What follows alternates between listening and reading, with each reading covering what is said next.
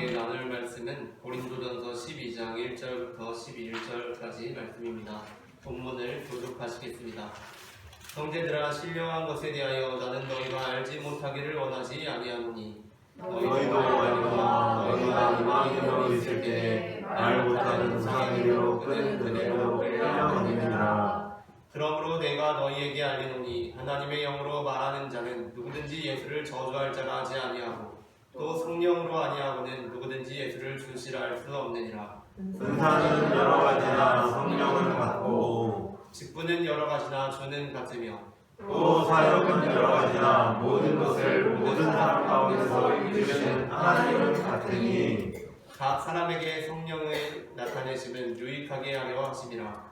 어떤 사람에게는 성령으로 말미암아 지혜의 말씀을, 어떤 사람에게는 같은 성령을 따라 지식의 말씀을, 다른 사람에게는 같은 성령으로 믿음을, 어떤 사람에게는 한 성령으로 병 고치는 은사를, 어떤 사람에게는 능력 행함을, 어떤 사람에게는 예언함을, 어떤 사람에게는 영들 분별함을, 어떤 사람에게는 각종 방언 말함을, 어떤 사람에게는 방언을 취급함을 주시라는 게 있습니다. 이 모든 일들은 같은 한 성령이 행하사 그의 뜻대로 각 사람에게 나누어 주시는 것이니라. 아멘. 기독교는 다양한 신들을 인정하는 고대 근동의 세계로부터 유일신 하나님을 믿는 유대교의 그 뿌리를 두고 있습니다. 그러나 기독교는 예수 그리스도의 십자가 죽음과 부활을 통해 삼위일체 하나님을 고백함으로 유일신 하나님을 믿던 유대교로부터 분리되어 나갔습니다. 그러니까 유대교에서는 여호와 하나님만 신이어야 하는데 기독교에서는 십자가에 달려 죽으시고 부활하신 예수님까지 하나님이시라고 하면서 신을 성부 하나님, 성자 하나님의 관계로 이해했고, 그것이 기독교가 유일신 하나님을 믿으면서도 유일신 하나님을 믿는 유대교로부터 분리되게 된 이유가 되었던 것입니다. 그러므로 우리가 하나님을 한 분이라고 고백할 때 그것은 유일신교에서 담고 있는 의미와 같은 것이 아닙니다. 우리가 하나님을 한 분으로 고백하는 것은 바로 우리가 믿는 삼위일체 하나님은 한 분이시라고 고백하는 것입니다. 아멘. 성경에는 하나님께서는 성부, 성자, 성령 이렇게 삼위일체 하나님이시다라는 명시적인 정의가 나와 있지는 않지만 우리는 성경의 내용을 통해 하나님께서는 삼위일체 하나님이시라는 것을 분명하게 발견할 수 있습니다. 그중 대표적인 내용 중 하나가 고린도전서 12장 본문입니다.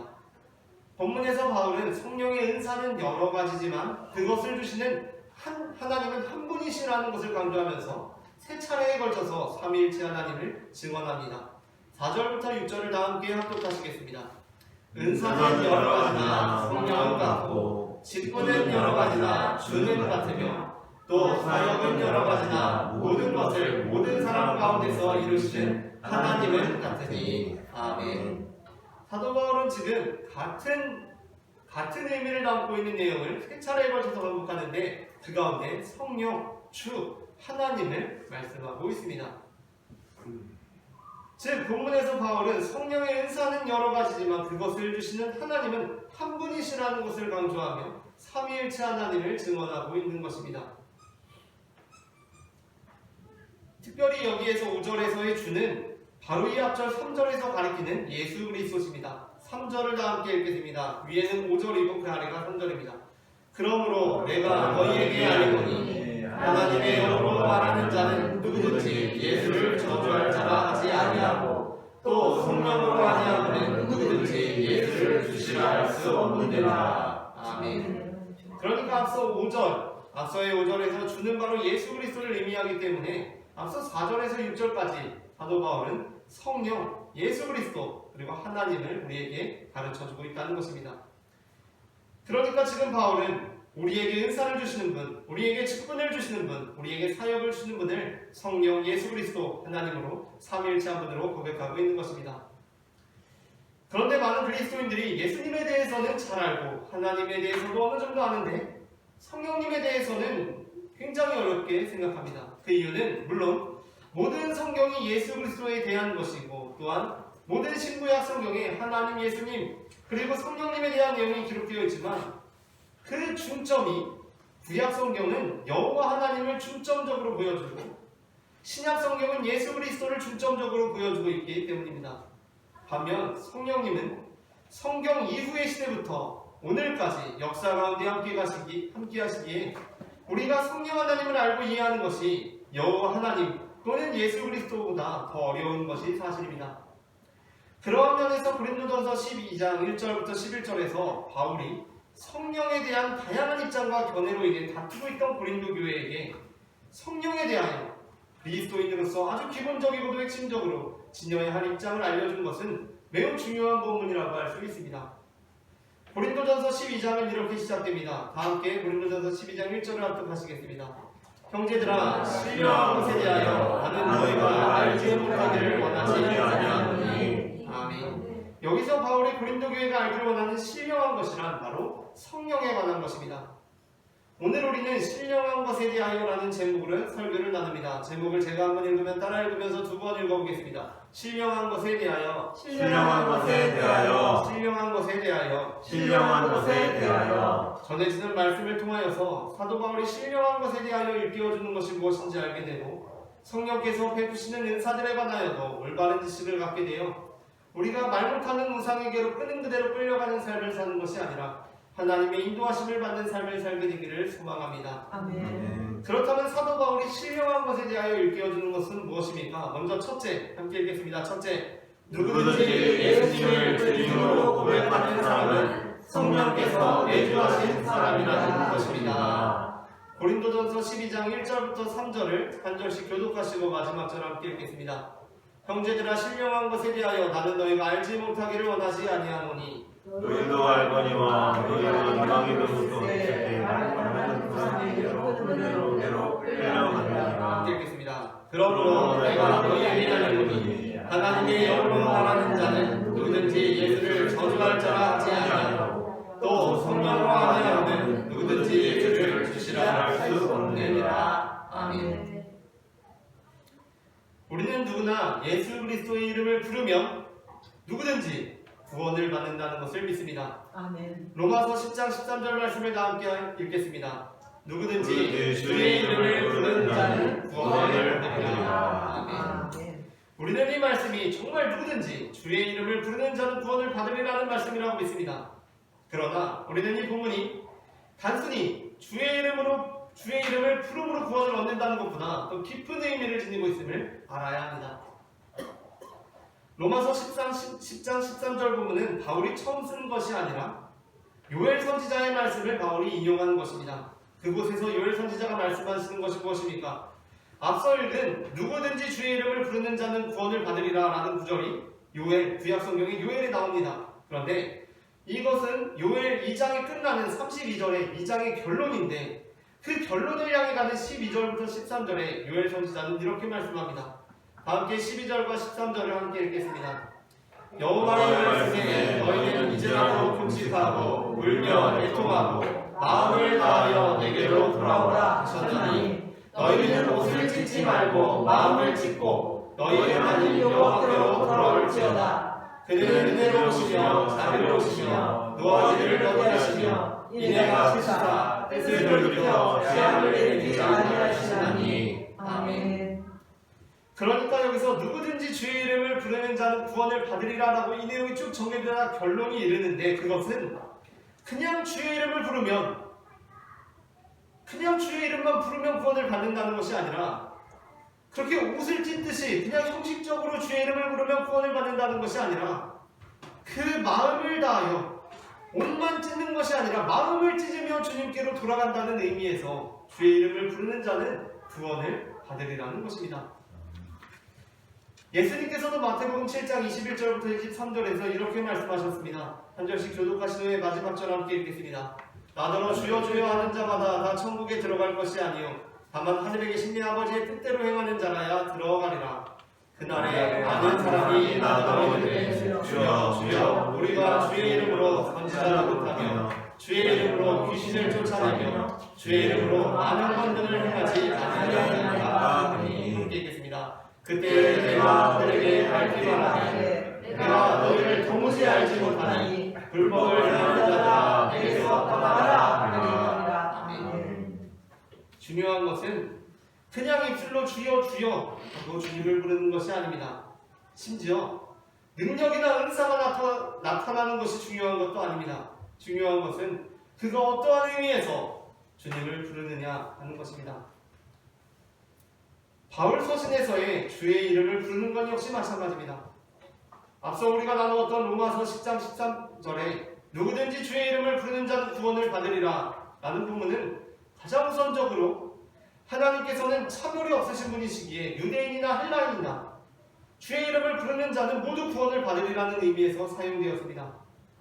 그러나 그럼에도 불구하고 우리는 초대교회 시대가 아무나 주의 이름을 부를 수는 없었던 시대임을 기억해야 합니다.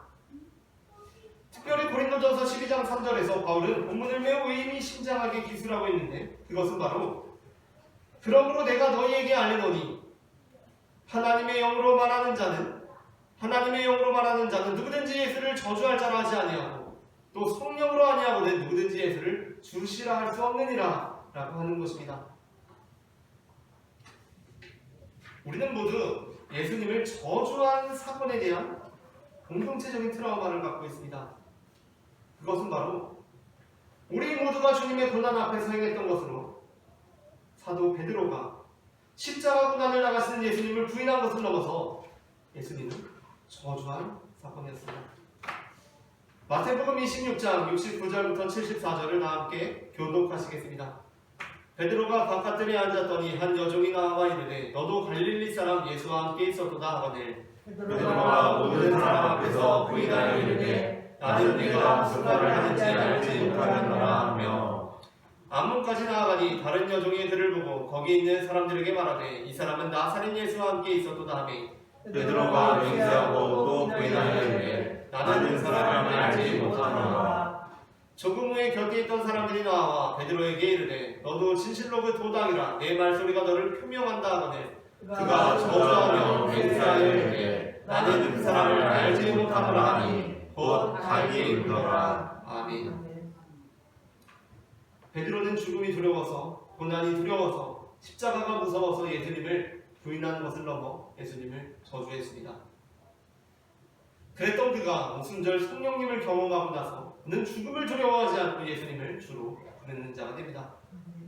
오순절 성령님이 임하고 나서 베드로가 행한 설교가 기록되어 있는 사도행전 2장을 14절, 16절, 21절, 36절만 선별적으로 교독하시겠습니다. 베드로가 11사도와 함께 서서 소리를 높여 이르되 유대인들과 예루살렘에 사는 모든 사람들아 이 일을 너희로 알게 할 것이니 내 말에 귀를 기울이라. 이는 곧 선지자 요엘을 통하여 말씀하신 것이 이르렀으되 누구든지 주의 이름을 부르는 자는 구원을 받으리라 하였느니라. 그런즉 이스라엘의 온 집은 확실히 알지니 너희가 십자가에 못 박은 이 예수를 하나님이 주와 그리스도가 되게 하셨느니라 하리라. 아멘. 바로 이 일로 예수님을 부인했던 그 베드로는 마치 자신이 부인하고 저주했던 예수님처럼 공의 앞에 서게 됩니다. 고린도 교회는 가시적인 은사들을 기준으로 성령님의 내주 여부를 판단하곤 했습니다. 그러니까 가시적인 어떤 눈에 보이는 은사들이 많이 나타나는 이들에 대해서는 그를 성령이 내주하는 사람으로 여기고 그렇지 않은 사람, 뭔가 눈에 보이는 것이 없는 사람에 대해서는 성령이 내주하지 않는 사람으로 여겼던 것입니다. 그에 대한 바울의 대답은 예수님을 주로 고백하는 사람은 누구나 성령님이 내주하는 사람이라는 것이었습니다. 그렇게 바울은 은사로 성령의 내주 여부를 판단하는 것에 잘못을 지적합니다. 그러나 그렇다고 해서 그러면 아무나 예수님의 이름만 부르면 성령이 내주하는 자라고 생각해서는 안 됩니다. 신약 성경에서 주님의 이름을 부른다는 내용의 배경은 사실 주님의 이름을 부르면 순교를 당하는 그 순간에 주님의 이름을 부른다는 것을 의미하기 때문입니다. 우리 모두가 예수님의 이름을 부름으로 고난을 당할지라도 예수님의 이름을 부름으로 성령의 내주하심을 증언하는 하나님의 백성들이 되기를 소망합니다. 다음으로 둘째 함께 읽겠습니다. 둘째, 성령의 은사는 여러 가지로 나타나지만 한 성령의 은사라는 것입니다. 고린도전서 12장 4절부터 7절 말씀을 다 함께 합독하시겠습니다. 은사는 여러 가지나 성령은 같고 직분은 여러 가지나 주는 같으며 또 사역은 여러 가지나 모든 것을 모든 사람 가운데서 이루시는 하나님은 같으니 각 사람에게 성령을 나타내시는 유익하게 하려 하심이라. 아멘. 실제로 하나님의 관점에서 볼 때에는 어떤 은사는 큰데 어떤 은사는 작거나 어떤 은사는 중요한데 어떤 은사는 사소하거나 하지 않습니다. 현실을 초월해 계신 하나님의 관점에서 볼 때에는 모든 것이 차등 없이 다 큰 은사고 다 중요한 은사입니다. 다 큰 은사고 다 중요한 은사입니다. 이것이 우리가 신앙적으로 하나님의 관점에서 우리를 보는 그 고백입니다. 그러나 조금 더 이해하기 쉽게 말씀을 드리자면 온 우주의 관점에서 우리 인간을 볼 때에는 사람이나 코끼리나 심지어 지구조차도 정말 작은 존재에 불과한 것처럼 온 현실을 초월해 계신 하나님의 입장에서 볼 때는 은사가 크고 작고 누가 능력이 많고 적고는 다 그냥 똑같은 존재들이라는 것입니다. 그러나 그것은 하나님께서 보실 때이고 현실 세계에 발붙이고 살아가는 우리 인간적인 관점에서 볼 때는 어떻습니까? 무슨 과학자가 나와서 여러분 온 우주의 관점에서 여러분을 한번 보세요. 얼마나 작은 존재니까 사소한 것에 일희일비하지 마세요. 정말 사소한 일입니다. 라고 할지라도 사실 우리가 하루하루 살아가 보면 그건 사소한 일이 아닙니다. 우리한테는.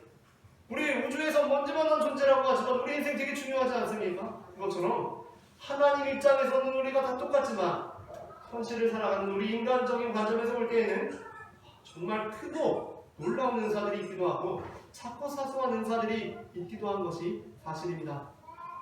그렇기 때문에 바울은 어쨌든 우리가 사람이긴 하지만 그건 중요하지 않고 하나님의 관점에서 한번 보세요. 하나님의 관점에서 보면 다 똑같습니다. 다 큰 은사예요. 다 중요한 은사니까 그냥 그런 줄 아십시오 라고 하는 것이 아니라 우리의 관점, 현실적인 관점에서 볼 때 사람은 크고 어떤 은사는 작고 어떤 은사는 중요하고 어떤 은사는 사소하기 때문에 그러한 우리의 현실 인식을 토대로 결국에는 이어지는 13장에서 사도 바울은 더욱 큰 은사, 가장 큰 은사를 소개하기도 하면서 그에 앞서서는 우리가 어떤 은사는 크고 어떤 은사는 작다고 느껴지는 바로 그 현실을 살아가고 있기 때문에 바울은 지금 우리의 현실적인 눈으로 그 우리의 현실에 대한 눈을 감고서 하는 것이 아니라 그 현실적인 근거 안에서 우리가 우리들의 크고 작은 은사들에 대하여 어떠한 태도를 지녀야 하는지를 가르쳐줍니다. 그러니까 바울은 고린도 교회와 우리를 위해서 고린도 교회와 우리들의 현실인식에 근거해서 이 말씀을 최대한 쉽게 전하고 있는 것입니다. 어떤 과학자가 나와서 이제 대중 강연하는 과학자들은 그 딜레마가 있다고 합니다. 뭐냐면 이걸 100% 과학적으로 오류 없이 설명할 수는 없다는 거예요. 일반 대중들에게는. 왜 그러냐면 100% 오류 없이 설명을 하면 대중들은 아무도 이해를 못한다는 겁니다. 엄청난 오류들과 오해들을 감수하고 과학자들로부터 비난받을 걸 감수하고 대중들한테는 단순하게 쉽게 설명을 한다는 것입니다. 왜냐하면 그래야 대중들이 그 중에 조금이라도 이해를 할 수 있기 때문입니다. 사도 바울 역시 마찬가지입니다. 하나님의 입장에서 우리에게 가르쳐주면 대체 저게 무슨 말인가, 우리한테 어떻게 살아가라는가 라는 생각이 듭니다. 그래서 하나님의 입장에서 오류도 있고 지적받을 것도 많이 예상되지만 우리에게 최대한 쉽게 너희에게 큰 은사가 있고 작은 은사가 있는데 이러는 거야 라고 가르쳐주고 있는 것입니다.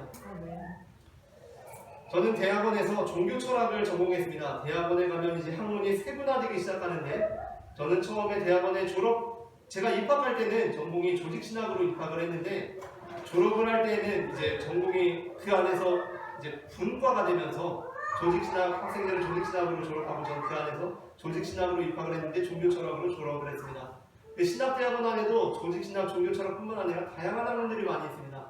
그 중에는 예배학이라는 학문이 있는데 예배에 관하여서 실천신학, 예배 순서들에 관하여서 이제 학문을 하는 그런 학생들입니다. 어느 날 이제 신학대학원에 이제 수업이 진행되는데 예배학 수업이었습니다. 그 수업에는 다른 전공, 종교철학, 조직신학, 성서학 하는 학생들도 많이 들어와 있었습니다. 근데 조별과제가 예배를 시연하는 것이었습니다. 그런데 이 예배학 전공하는 학생들이 우리 이번에는 진짜 예배가 뭔지 보여주고자 하고 원래는 다 그냥 전공이 섞여져가지고 조별과제를 해야 되는데 예배학 학생들만 똘똘 뭉쳐가지고 예배를 준비한 겁니다. 그러니까 이제 교수님도 그렇고 다른 전공 학생들이 저런 것들이 다 있나 싶으면서도 야 이번에 예배학에서 준비하는 예배는 정말 얼마나 대단하고 엄청날까 그렇게 기대를 했다고 합니다. 그런데 이제 처음 조별 과제 준비가 시작되는데 우리 교회 이제 주보 순서를 보면 우리 교회는 대체로 모든 교회에서 하는 일반적인 순서를 따르고 있다고는 생각합니다. 평범한 순서라고 생각하는데 이제 대체로 이러한 방식으로 예배를 합니다. 전통적인 방식으로. 그런데 이제 앞부분에 일어서는 순서가 있고 뒷부분에 일어서는 순서가 한 번 더 있습니다. 그런데 이제 그 예배학 안에서도 논문을 쓰는 주제들이 다 다릅니다. 예배학 안에서도 어떤 사람은 예배학 안에서 예배 중에 설교, 어떤 사람은 예배 중에 기도, 어떤 사람은 예배 중에 공헌, 어떤 사람은 예배 중에 기원에 대해서, 심지어 어떤 사람은 예배 중에 나오는 삼위 영광에 대해서 쓰는 사람도 있습니다. 그런데 처음 조별과제에서 한 학생이 이렇게 말하는 겁니다. 나는 성경 공독으로 논문을 쓰는 사람들이 성경 공독이 얼마나 중요한지 아십니까? 우리 하나님의 말씀을 이 예배 시간에 읽는 건데 우리 대체로는 그렇게 하지 않지만 우리 예배 전공자들이 예배할 때는 앞부분에 일어나지고 뒷부분에도 당연히 일어나지만 성경 공독 시간에 한번 일어나서 우리가 성경 공독을 하면 굉장히 의미가 있겠다라고 제안을 했습니다. 그래서 이 예배 전공 학생들이 준비하는 이 예배 시간에 성경 공독 시간에 일어나자 그렇게 이제 첫 번째 조별 모임에서 확정을 했습니다. 그런데 다음에 모였는데 한 학생이 이렇게 얘기하는 겁니다. 내가 그 얘기 듣고 곰곰이 생각해보니까 나는 공헌을 전공하는 학생인데 공헌이 이게 얼마나 중요하냐. 우리가 하나님 앞에 이 예물을 드리는 것보다 더 중요하고 이 결단하는 게 얼마나 중요하냐. 공헌 때 우리가 일어나면 어떻게 되냐. 그래서 다른 사람들이 들어보니까 공헌이 진짜 중요한 거 같아요. 공헌까지 일어나자. 다음에 모였습니다. 근데 다음에 내가 생각해봤는데 기도가 중요해요.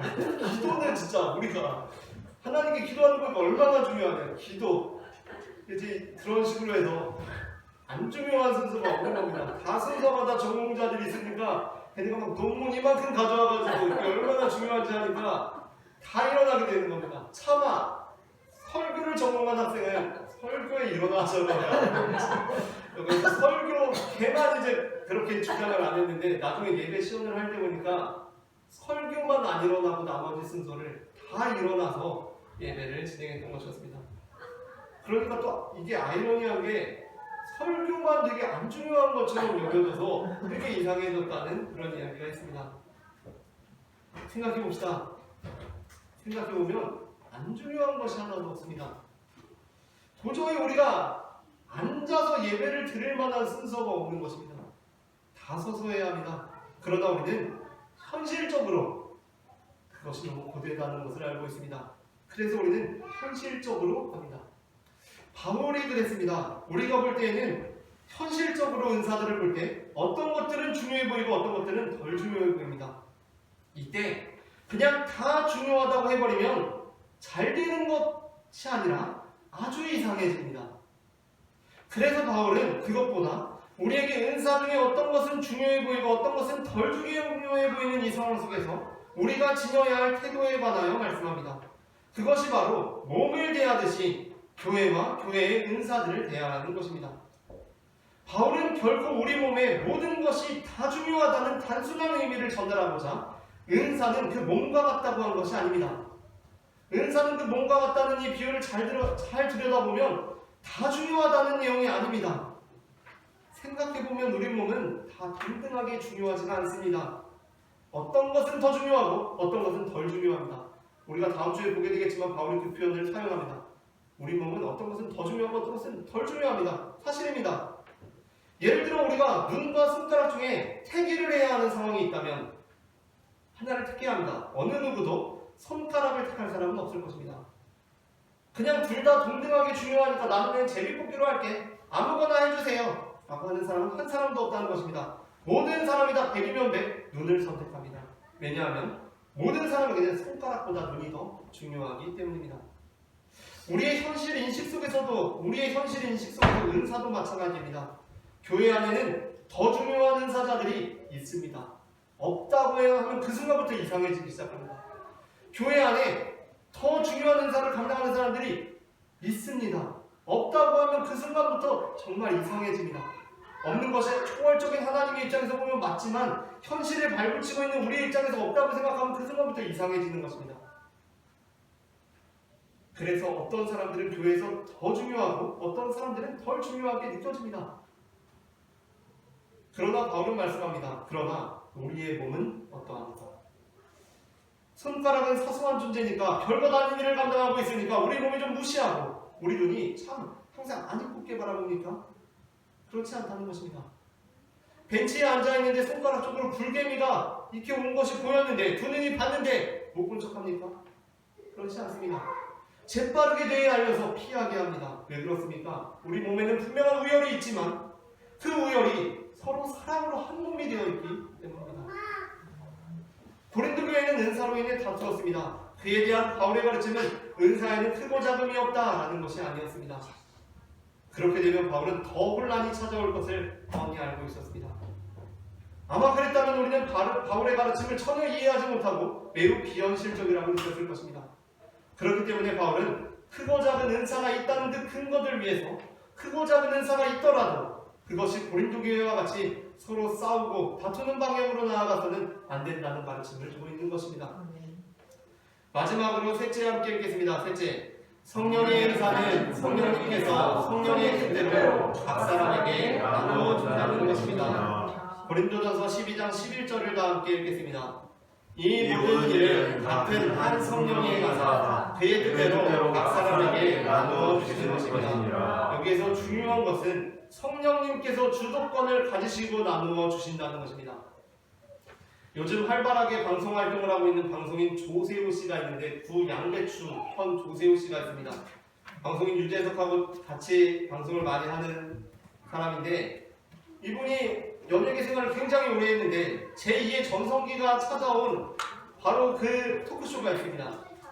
그 토크쇼는 세바퀴라는 토크쇼였는데 그 토크쇼에서 조세호 씨가 어떤 캐릭터를 얻게 되었냐면 프로 불참러라는 그 캐릭터를 얻게 되었습니다. 그 프로 불참러가 뭐냐면 모든 사람 어떤 불참의 아이콘이 된 것입니다.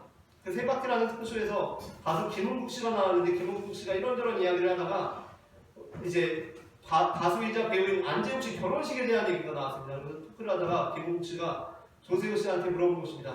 야, 근데 너 안재욱이 결혼식에 왜 안 왔어? 라고 물어본 겁니다. 그러자 조세호 씨가 당황하면서 에? 누구요? 안재욱이 결혼식에 왜 안 왔어? 에? 모르는데 어떻게 가요? 라고 얘기를 한 겁니다. 그게 굉장히 재미있게 연출이 되어서 조세호 씨가 불참의 아이콘이 되고 그 이후로 이제 제2의 전성기를 맞게 되었습니다.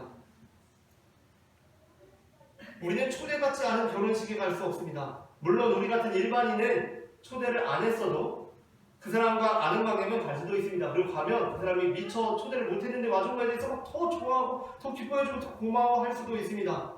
그러나 연예인들 결혼식은 아무나 오면 안 되지 않겠습니까? 연예인들 결혼식 아무나 오면 막 연예인 보려고 다 올 것 아니겠습니까? 그래서 연예인들 결혼식은 보통 초대받아야 갈 수 있고 초대해야만 이제 연예인들도 초대를 해야만 갑니다. 어느 누구도 그렇기 때문에 저 이용세 목사에게 이용세 목사 왜 안재욱 결혼식 왜 안 왔어? 라고 나무랄 수는 없습니다. 왜냐하면 저는 초대받은 적이 없기 때문입니다.